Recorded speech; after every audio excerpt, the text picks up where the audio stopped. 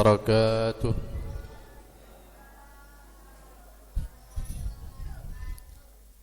Bismillah walhamdulillah, wassalatu wassalamu ala rasulillah Sayyidina wa maulana Muhammad ibn Abdullah wa ala alihi wa sahbihi wa man wala wa la hawla wa la quwwata illa billah, amma ba'd.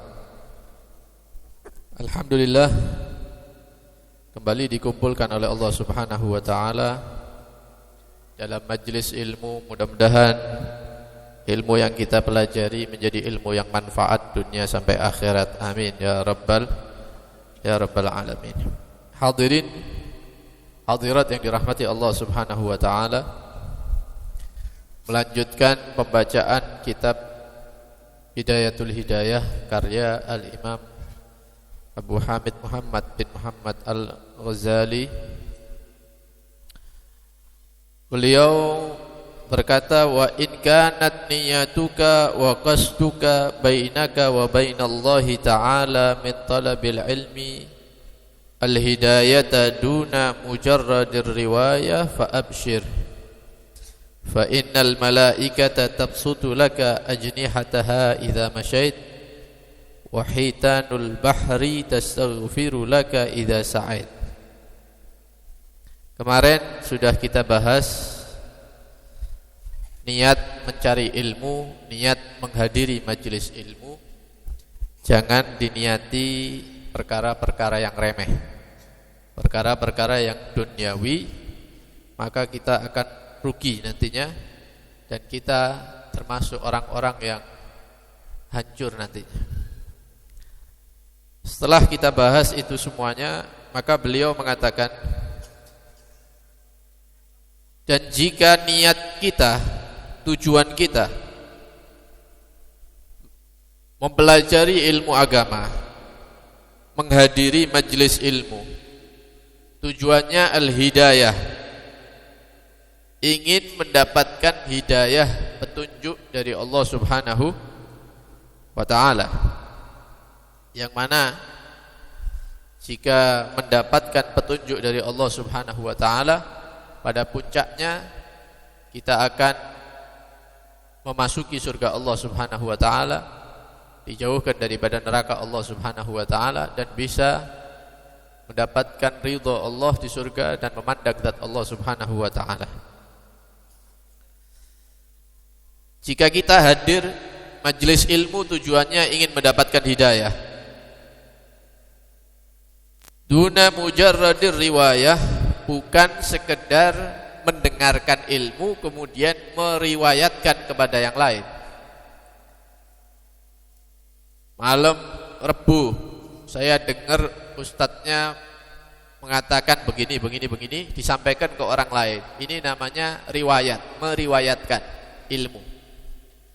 Tujuan dia hadir majelis ilmu bukan hanya mendengar dan menyampaikan kepada orang lain, tapi tujuannya ingin mendapatkan hidayah, petunjuk dari Allah Subhanahu wa ta'ala. Ini niatnya bagus. Hadir majelis ilmu niatnya bagus, maka fa innal malaikata tabsutu laka ajnihataha idza masyait.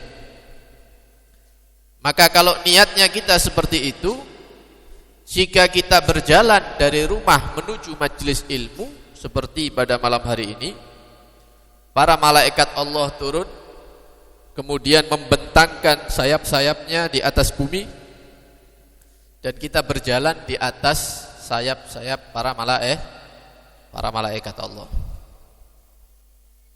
Jadi kalau niatnya ingin mendapatkan petunjuk dari Allah Subhanahu wa ta'ala, tadi berangkat dari rumah ke majelis ini, itu secara tidak sadar, tidak kita sadari, yang kita injek itu bukan aspal, bukan tanah, tapi kita berjalan di atas sayap para malaikat Allah.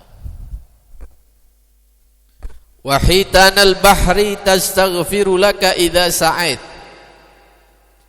Dan jika kita melakukan perjalanan berangkat ke majelis ilmu, tujuannya mendapatkan hidayah, petunjuk dari Allah Subhanahu wa ta'ala, maka di saat itu ikan-ikan yang ada di lautan memohonkan ampun kepada Allah untuk kita yang menghadiri majelis ilmu yang niatnya ingin mendapatkan hidayah.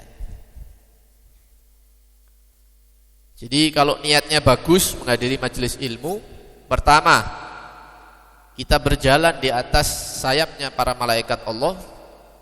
Yang kedua, ketika kita berjalan menuju majelis tersebut, ikan-ikan yang ada di lautan mendoakan kita supaya dosa-dosa kita diampuni oleh Allah Subhanahu. Alhamdulillah. Karena itu niatnya yang bagus kalau hadir majelis ilmu. Ini perkataan Al-Imamul Ghazali bukan hanya sekedar ucapan begitu saja. Beliau ini menukil daripada hadis yang pernah diucapkan oleh Nabi sallallahu alaihi wasallam yang diriwayatkan oleh sahabat Abu Darda. Hadisnya panjang. Man salaka tariqan yaltamisu fihi ilman salakallahu bihi tariqan ilal jannah. Ada riwayat sahalallahu bihi tariqan ilal jannah. Wa innal malaikata la tadau ajnihataha li talibil ilmi ridan bima yasna. Ini kalimat hadisnya. Wa innahu la tastaghfiru lahu dawabul bahri hatta al-hitan fil bahr.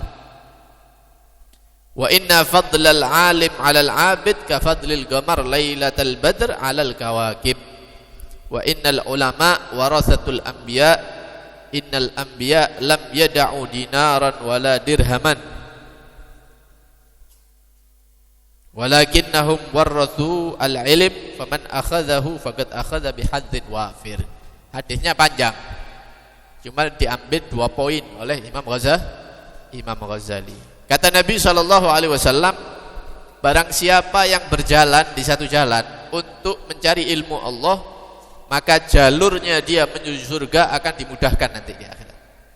Jalur menuju surga itu tidak gampang, harus melewati alam barzah dulu, alam kubur dulu, kemudian hari kebangkitan, kemudian bagaimana nanti di padang mahsyar itu matahari hanya seukuran 1 jengkal dari kepala kita, sehingga seseorang itu bisa tenggelam dengan air keringatnya sendiri.